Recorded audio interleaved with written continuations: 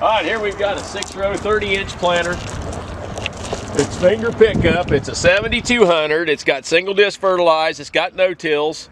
The blades are, the bevel's starting to leave the blade, and the no-tills are, they're getting a little small. They're good looking as far as the cutting edges, but they're 13.5 inches, and the cutting edge I see starting to leave this blades, but it's in good shape. It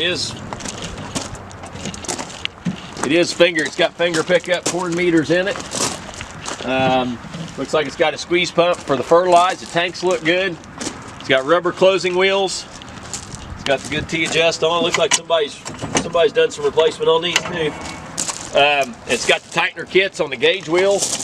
Somebody's done a lot of work on this planter and kept it up nice. I will show you here on both markers, I think we got welds where they have reinforced, where they had a little bend or crack, and man, they reinforced it. I think those are better than they were new, and both of them have a little bit of that on there, but you can see how straight the tongue is. It's hardly been, I mean, it's not been pulled a whole heck of a lot, unless they replaced that, but it's got a single cylinder on it, and there again, the weld on this marker.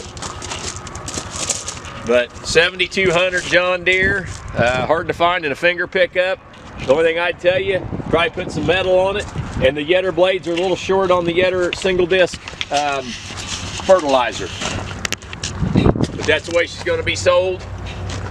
Other than that, the paint's pretty original on this unit.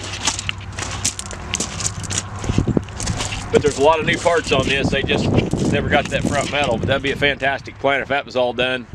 Wouldn't be much to do on it. It does have insecticide as well, it looks like.